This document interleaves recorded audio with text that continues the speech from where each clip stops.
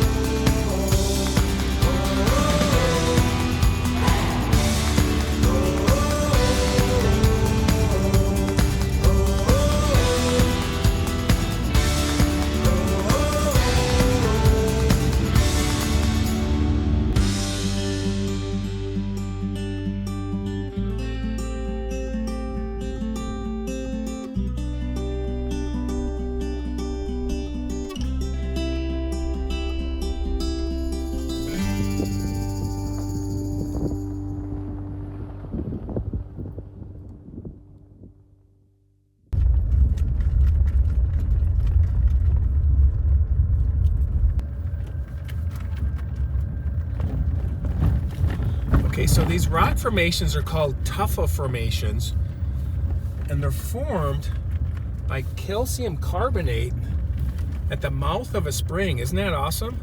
And this forms when the spring comes up into the water, and this used to be an ancient lake bed, like 10,000 years ago, ancient Lake Lahontan. And so that is calcium carbonate. Yeah, look at this stuff. Isn't that awesome?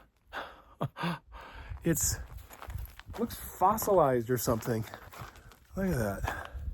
It's very, very sharp, very rough. Yeah, look at this. Look at these. They look like from another planet or something.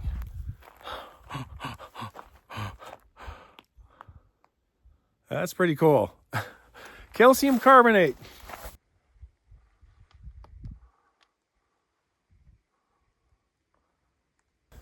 All right, we got to go find our campsite before it gets dark, so I peek around this corner here. Oh, look at that.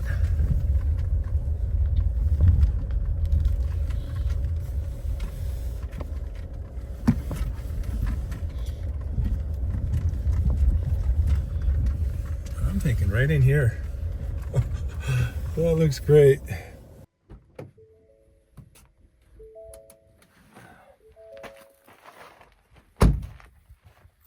Oh, we got a fire pit right there. And this looks like a great place to put the tent, right in here. Right there. Nice and level. Got windbreaks all around.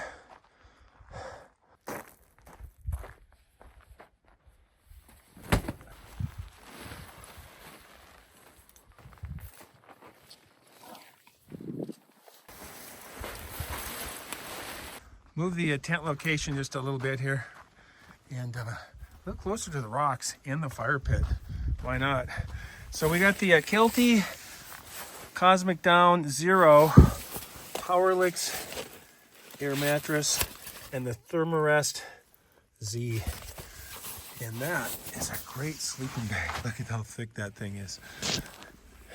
You keep me nice and cozy tonight. So So this is where all mountain men get their firewood. From the grocery store.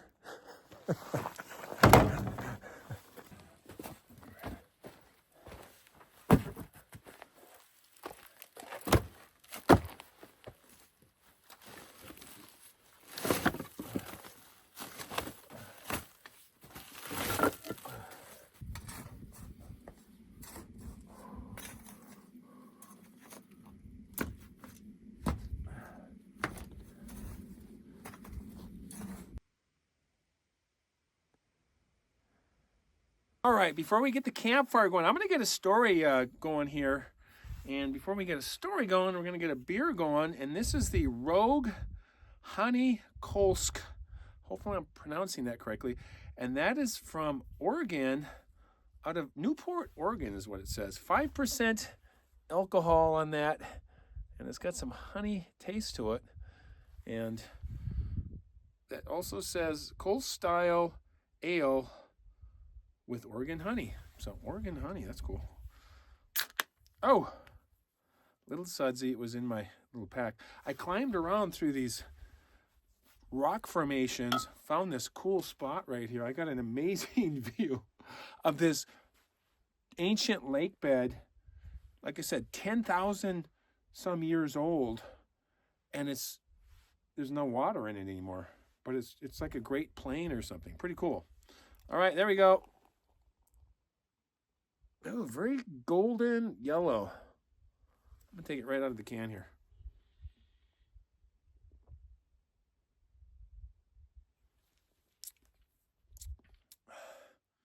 Ooh, not overpowering with the honey, but a slight taste of honey, almost in the finish even.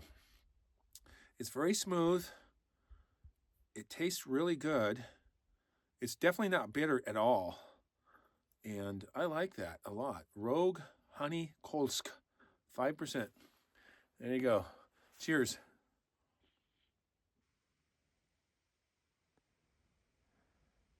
So in 2003, Ryan had just turned 13 years old, and he went with his father and 3 other friends north of Yosemite National Park in the National Forest there. I believe it's the Stanislaus National Forest, south of Twainhart.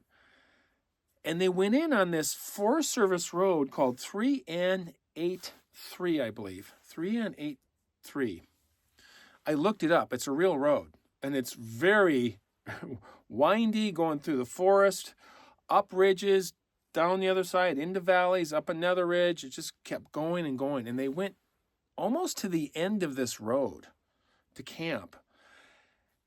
And they weren't going to hunt, but they turned out it was a surprise for Ryan. He just turned 13, and for his birthday, they wanted to kind of have a guy's weekend with him and teach him some things about camping and hunting and things. They got to this location. They hiked through the forest about 20 minutes, found a clearing, and Ryan's father proceeded to show him how to make a campfire. He'd never done that before. He showed him all the steps, and then Ryan said after about 2 hours, he figured out how to make a campfire, and he made a really nice campfire. And then his dad thought this would be a great place to set up their camp, and so they got their gear, brought it in, and they had 3 tents. Ryan and his father were going to be one, his uncle was going to be in another, and then Ryan's father's friends were going to be in the other tent. And after they got their camp set up, they were passing around some beef jerky and some water and just starting to relax, getting the fire going. And they started telling some hunting stories. And Ryan thought it was really interesting hearing all these stories. And then he decided to reenact them kind of for their entertainment. And so he's reenacting them. And years later, he thought it felt kind of stupid doing that. He got bored with that, and they continued to talk. And then he started walking through the forest, and he had a stick, and he was pretending it was a gun, and he was playing with that. And then he saw a squirrel, and he chased it, and it went up this tree, and he threw a couple rocks at it. He didn't hit it or anything. kept heading in this easterly direction, and the trees started to thin out, and he was in this nice sized meadow. And it looked really beautiful. It had a stream going through it and nice green grass. This was late summer.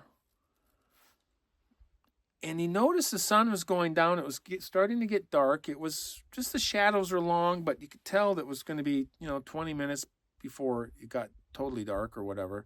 So he turned around and started heading back to camp. Right then, he took maybe 10, 12 steps, and he smelled this horrible, pungent odor, just terrible. He thought it smelled like a wallowy pig. And he covered his mouth, continued to walk back towards camp, and then he heard in the forest that was next to this meadow, behind him, 40, maybe 50 feet, he heard some branches breaking and something moving towards the forest, towards him. And he thought it was an animal of some kind, I don't know. And he continued walking pretty quickly.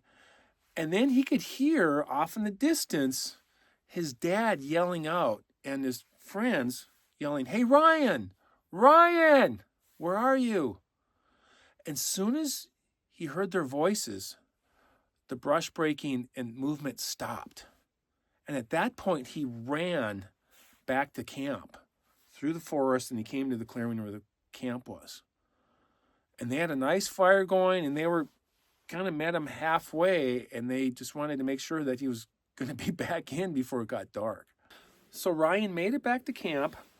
He had a roaring fire going. They were all happy to see him. They were all going to head out and find him if he didn't show up. And they had dinner. And the men continued to tell stories. And Ryan always remembered his uncle had this story, and it went like this. Years ago, and this was 2003, so years before that, his uncle was hunting with several hunting buddies near Liberty Hill, which is in the Sierras, Central Sierra. And they were bow hunting. And they were out in the forest, and they had their camp set up, and that evening, after they put out their fire and went to bed, about 2 a.m., something large came running through their camp. And it was so big, when it ran, the truck that his uncle was in shook. He could feel it shake, and this thing let out this horrendous scream. It was so loud, he could feel it vibrate, and it was a female-like scream, but it was really high-pitched. And it ran through the camp, and the men, all of them got up, scrambled to get their guns and came out, and they didn't see anything. But they noticed that the ice chest was knocked over. They heard some commotion in the camp, and the ice chest got knocked over. And his uncle said, "I have hunted and been in the outdoors all my life, and I've never heard anything like that." And Ryan, sitting around this campfire with these guys, his father and the uncle and his friends, he was kind of confused, like, what do you mean you haven't heard anything like that? Wasn't it a bear or a mountain lion? And he asked him. And his uncle said, "I don't know what it was, but it was terrifying. And that's all I remember. And it was not a bear or a mountain lion or anything else." So Ryan was confused by this, concerned, almost afraid. He's like, okay, I don't know what to do with that. And then that night, they all retreated to their tents. There was 3 tents, like I said. He was in the tent with his father. And later that night, his father, being a pretty large guy, 6'3", 250 pounds is what he said. Pretty big guy. He was sound asleep, just out. But Ryan heard some movement and brush breaking somewhere around the camp, outside. And he listened, and it continued. And then Ryan nudged his dad. "Hey, Dad." Nudged him again. "Hey, Dad." As soon as his dad was awake, he just motioned for him to be quiet. And then he kind of pointed like, "Listen." And his father could hear this brush breaking as well. It continued.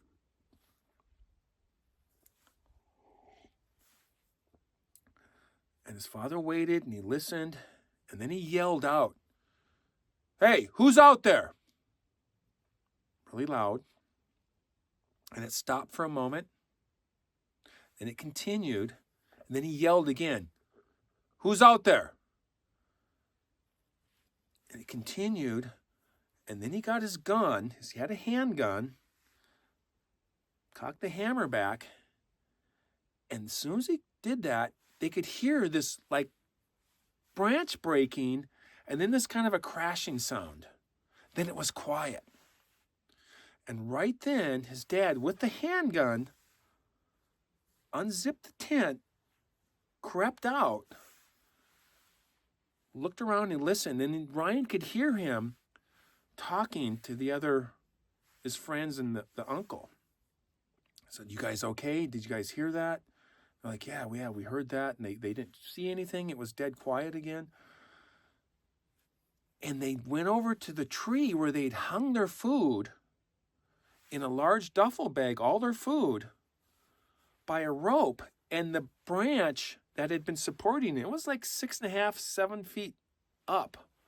The branch was broken, and this branch was 4 to 6 inches around on a healthy tree.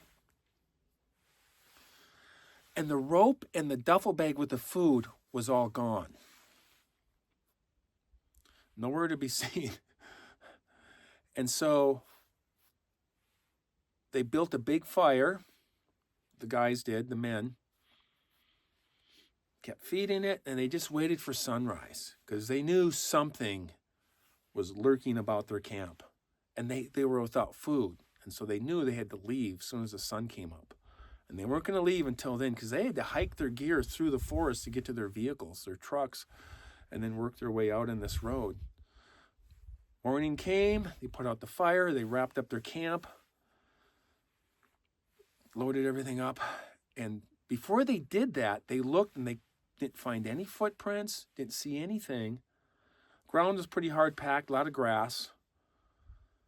And Ryan was just glad that he was with his father and these 3 other hunters and outdoorsmen because he was really concerned about what he'd heard. And it just, again, it didn't make sense what happened. This was not a mountain lion or a bear or something else.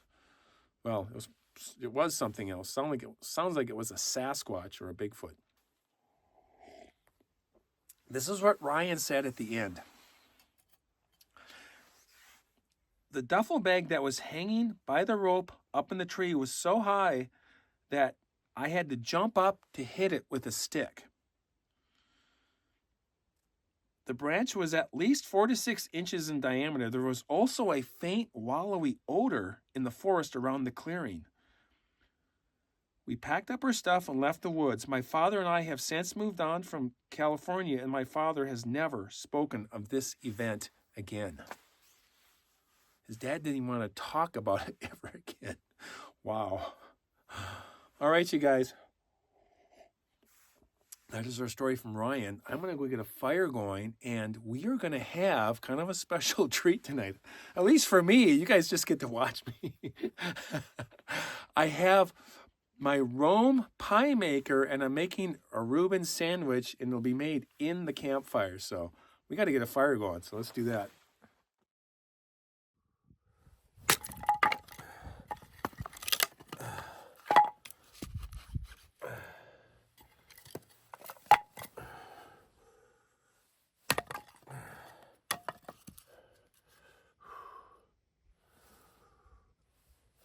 Oh. Swing and a miss.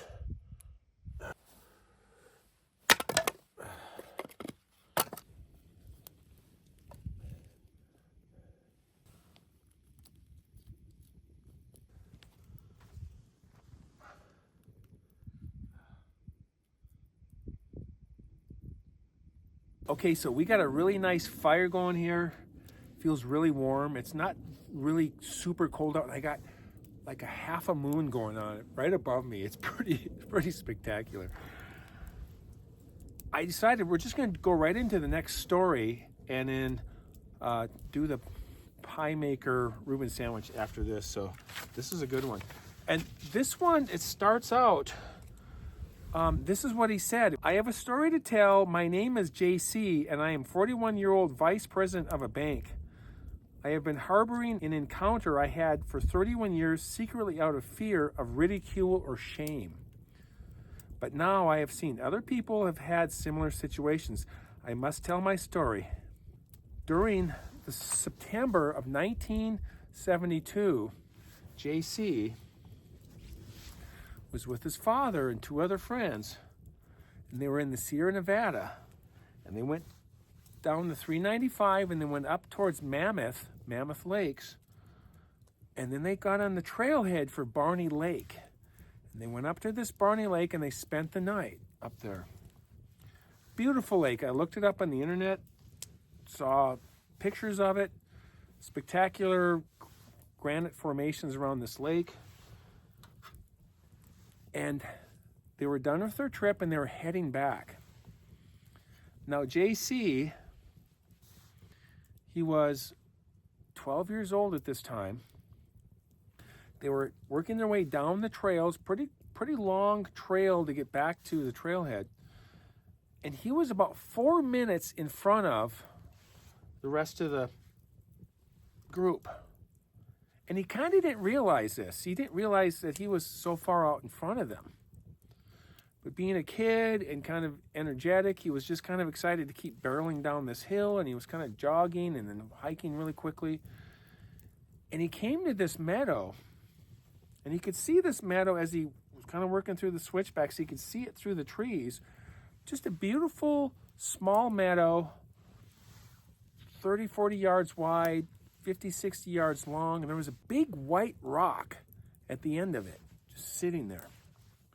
And as soon as he stepped into this meadow, he had about 4 or 5 feet, and then there was trees.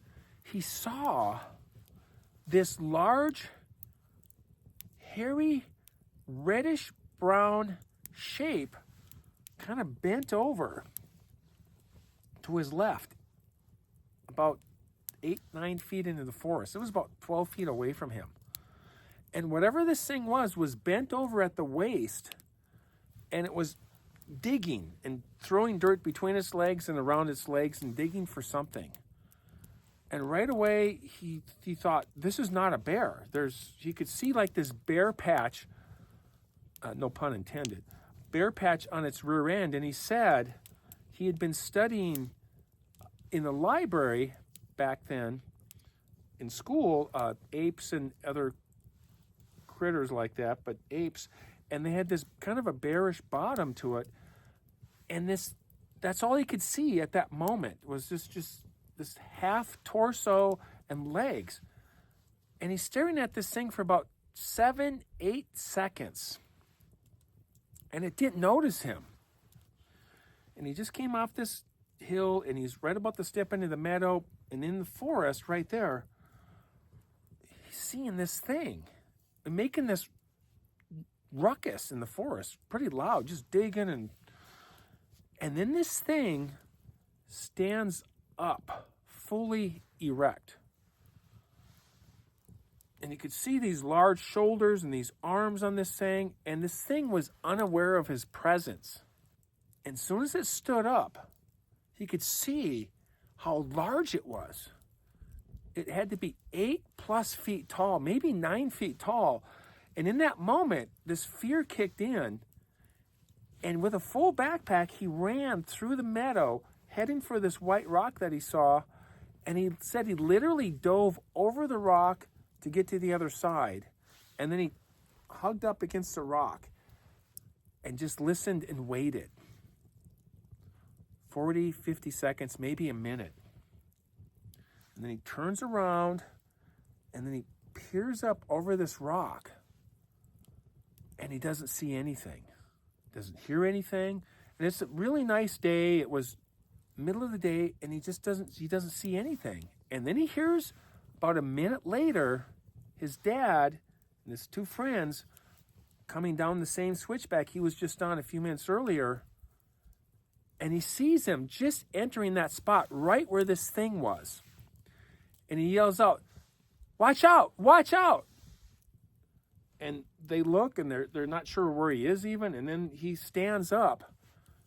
And then he starts walking towards them and he goes, "Be careful, there's an animal in there." And they looked and they didn't see anything. And then he walked towards them, and then he turned to his right now and looked into the forest, and he saw disturbed dirt on the ground, and then broken branches and even hair there on the ground.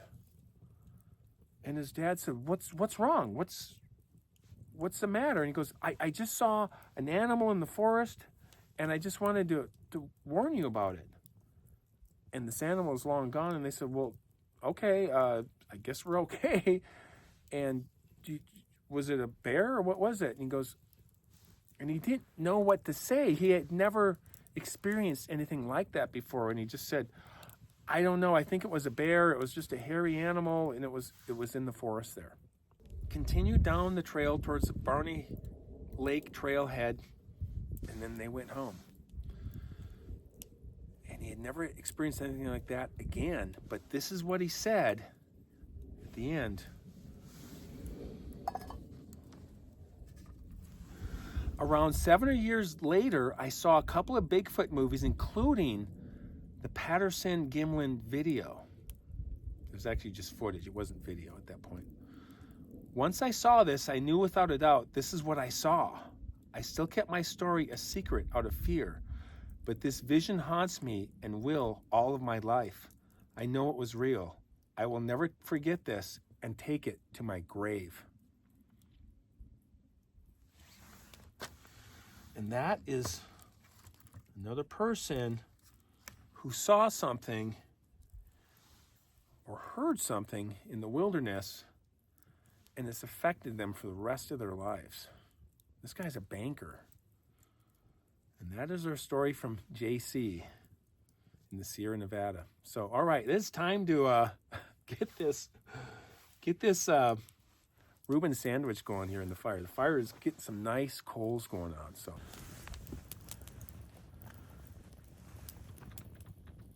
okay, so this here is the Rome pie maker right there, and we are going to have a Reuben sandwich shaped like that. That's how that works. We're going to open this up, and we just simply fill that up with our sandwich ingredients. But before we do that, we're going to do some canola oil. I don't know if you guys can see that very well, but that's my canola oil. That helps a lot. Do that. And then we simply take some bread, rye bread. This is a Reuben sandwich, so I got all the ingredients, except I couldn't get the corned beef. I got pastrami instead. So we're going to go with some butter.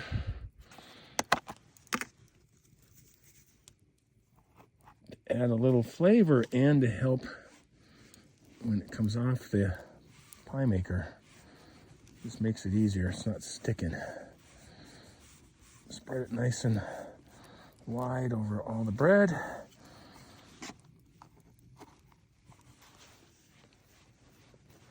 And it helps to have a real butter knife. I got this fillet knife over here. I was like, oh no, that's not going to work very good.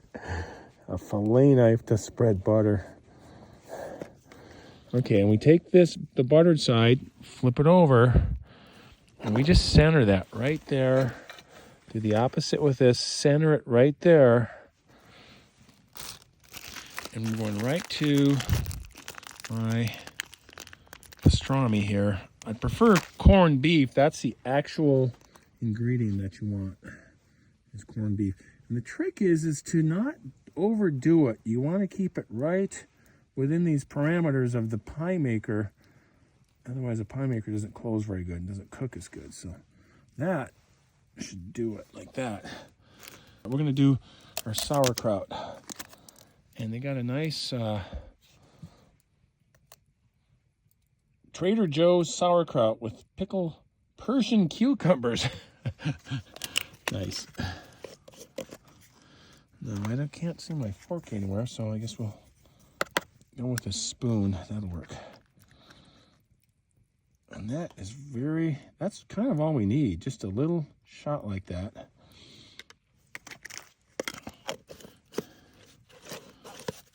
There we go.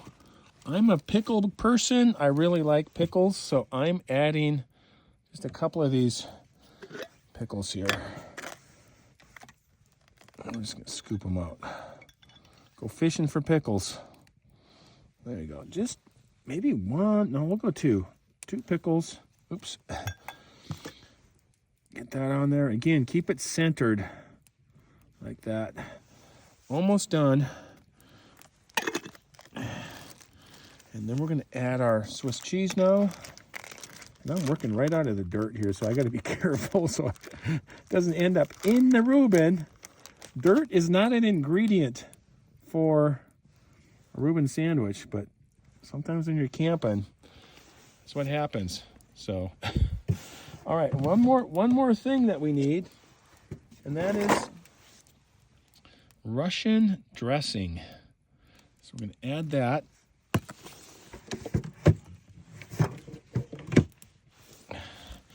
And this has got a big wide spout, so I got to be really careful. See that? I got to just put a little topping on it there, not much. That's about it. And it spreads pretty good. It doesn't have a good dispenser there, but that's Ken's Steakhouse Russian dressing. That is the official ingredients minus the pastrami, which should be corned beef. So, all right, then we take this thing, piece this together, and I'm just going to set that right there.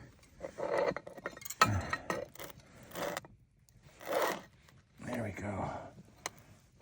And we squeeze that down nice and tight. And there's a clip back here on this, on the pie maker. Clip it together, and that's it. And then we take the knife, we cut off the extra right here. So just dice it off like that. Well, that one just came off because that's it. Now that is our Reuben sandwich ready to go. Now we stick it in the fire. All right, we're ready to go. And you want to go about 2 to 3 minutes per side, and then we'll just rotate it once. Hopefully that'll do it. And just gonna stick that right in there. Should be just enough embers to do the job. And we're just really heating it up, melting the cheese, cooking the sauerkraut just enough to make it hot and tasty, and then bake the outside, toast the outside of the bread, the rye bread. So.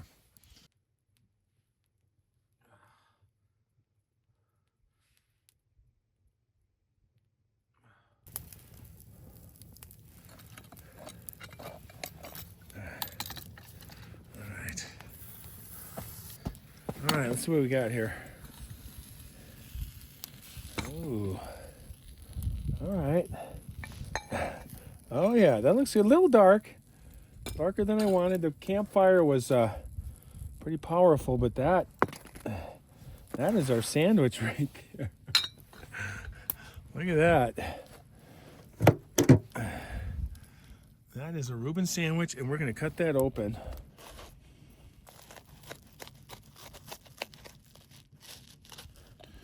Oh yeah, check that out. There we go. That looks really good. That is a little Reuben sandwich. There they are together. So that's my dinner tonight. So I might have to make another one.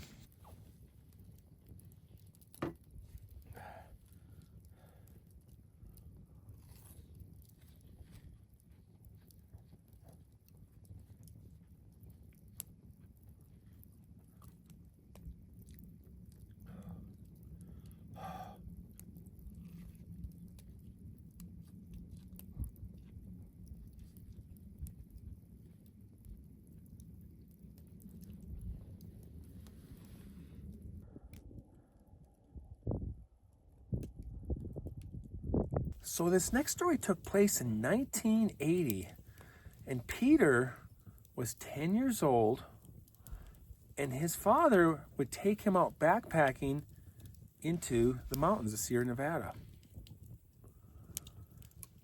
And this particular year, his dad said, hey, I think you're ready to go and do a bigger trip, to go a little farther. And so they went down the 395 towards Big Pine and went west of there to this trailhead to this area called the Seven Lakes. And again, Peter's only 10 years old, but he was ready for this. And they went up this trail, and they were out for about 2 days. And they were at the 6th lake on this 7-lake trail. And they decided this would be a good place to set their camp up because the 7th lake was just a little further on. And they did some exploring, and they could see that this 7th lake had ice covered on it, and there was snow around it. And it was at the end of the trail. It was like a bowl or a cirque. And once you hit a bowl or a cirque in the mountains, you're pretty much done because you have to go straight up to get out of it. Unless you're an eagle or a turkey vulture or something, it's not going to happen.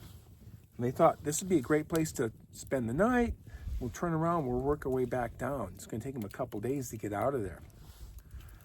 They had their camp set up that night at this 6th lake. And that night, this snowstorm came in. And this was mid-June. And the snow was coming down sideways. There was a wind, and it was starting to accumulate. And they had to huddle together to stay warm. Unzip the sleeping bags and kind of huddle together. And Peter remembers, again, he's only 10 years old, but he remembers reaching over to his father who was sound asleep, and he would press the button on his digital watch, and he would see the clock, the time. And he wanted to know when the sun was going to come up so it would be warmer for them. And he continued to do this throughout the night because he had a hard time sleeping. And then the last time he remembered doing this, reaches over, it was 3:45 a.m. And just shortly after that, he heard some footsteps coming up the trail in this snowstorm. And they were loud enough that the ground kind of shook. And his father woke up at this point as well. And they looked at each other. There was just enough light. They could see each other. And they were in shock. But what they were hearing, that somebody was coming up the trail without a flashlight in a snowstorm at 3:45 in the morning, 2+ days into the wilderness. This loud footsteps came right to their tent. It was 5 feet away from their tent. And then it was quiet. It stopped right there. Now, Peter has a good intuition, good sense of people and senses, and he felt this anger resonating for whatever this was outside their tent. It was directed towards them. It did not want them there. And they laid there just looking at each other, waiting to see what this thing was going to do. It's in the middle of a snowstorm. And then suddenly, this thing continued to walk on, and it went towards this 7th lake, which was covered in ice, had snow around it. In the morning, 3:45, and then it was snowing, a blizzard. And they're thinking, there's no way this was a person. This, whatever this was, did not have a flashlight. It was dark outside, just adverse conditions. Peter and his father were quite spooked by this incident. The next morning, they got up, broke camp. They didn't have breakfast. They worked their way back down the mountain. They didn't even talk to each other about it. And unfortunately, they had to spend another night out there. They were so far back. They had their camp. They set up for the night. Unfortunately, Fortunately, nothing happened that night, but they were on edge. The next morning they got up, and they left, went down, got to the trailhead, and left. Really similar story to the previous ones. Here's what Peter had to say. My father has an MBA and is a successful businessman, very well liked and trusted in his community. To this day, we still talk about the incident from time to time. And we still didn't know what it was. At the time the incident happened, I was so scared I didn't even think to look for tracks. And I didn't think I wanted to. We didn't notice a smell, but the direction of the wind was going from us towards the creature, and I think that may be why we didn't smell it. We never actually saw it, but we sure did feel it, and it didn't seem to be a man. They also noticed there was nothing noteworthy other than the vibe that the creature was giving, this very horrible vibe. It was like nothing he'd ever felt before, and his father served in Vietnam, and it spooked him pretty good. That is our story from Peter and his father, 1980, in the southern Sierra Nevada mountains. Beautiful country, very wild country, very tall country. Some of the highest mountains in the continental United States outside of Alaska and Canada. I love it down there. I want to be going down there this summer, and I want to go to these places, the Big Pine, Lone Pine, Independence, and then Bridgeport, and then just head west into those mountains. Just incredible country, very high country, and you got to be in really good shape because the elevation just goes straight up, and the eastern Sierras is very steep. So, all right, you guys, I am going to be crawling into my tent. We got our stories in for the night. Fire is still going. I'm going to actually enjoy the fire for a few minutes, and then I'm going to get into my tent and go to bed. So, all right, you guys, we will see you in the morning. We're going to have some coffee and do some photography. So, all right, we'll talk to you then. Good night.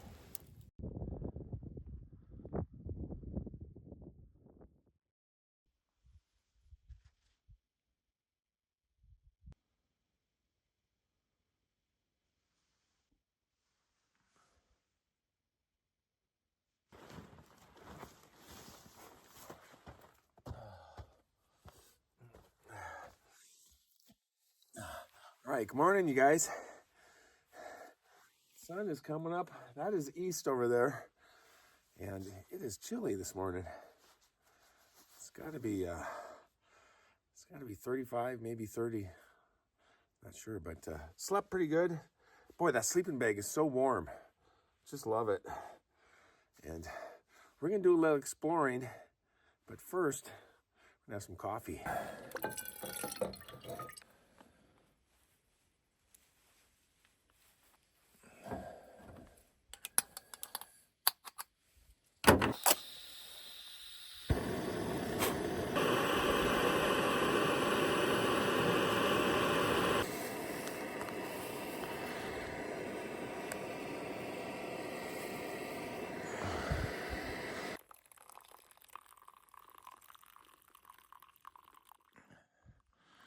Best part of waking up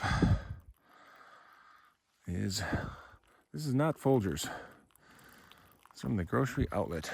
I forget the name of it, but it is a dark roast.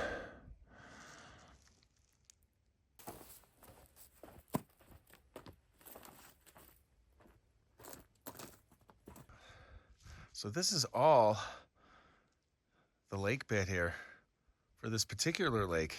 Just massive. This was all underwater at one time.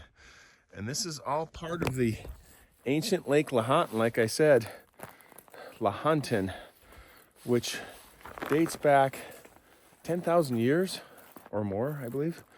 And Nevada's got all these mountain ranges, and most of these mountain ranges in between them in the northwest corner of Nevada were covered with these lakes, and then these mountains jutting out from them. So pretty incredible. And then the Lahontan cutthroat trout can be caught in Pyramid Lake, which is part of the ancient Lake Lahontan. But Pyramid Lake is really interesting. It is connected to Lake Tahoe via the Truckee River, which flows out of the mountains and down into the desert and empties into Pyramid Lake. So they're connected, and they're very similar in size, lake size, not depth, but the surface water. They're very similar, so they're like sister lakes. So anyways, time to drink my coffee.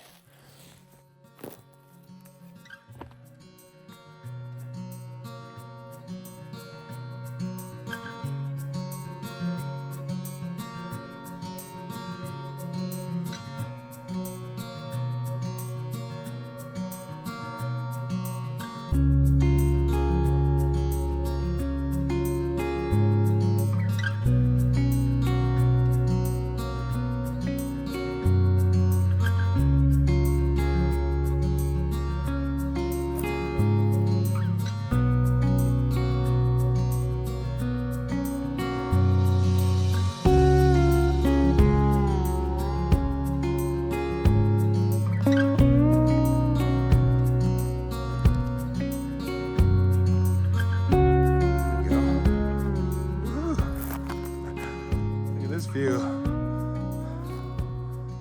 My truck. There's my camp right there. All right. So, Black Rock Desert is that way. All right, you guys. I got to clean up camp and get going here. So, I really appreciate you guys watching.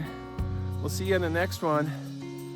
And if you guys like what I do, like and subscribe, and appreciate the comments. Always do. Really appreciate you guys' comments. Love you guys. We'll see you in the next one. Keep hiking.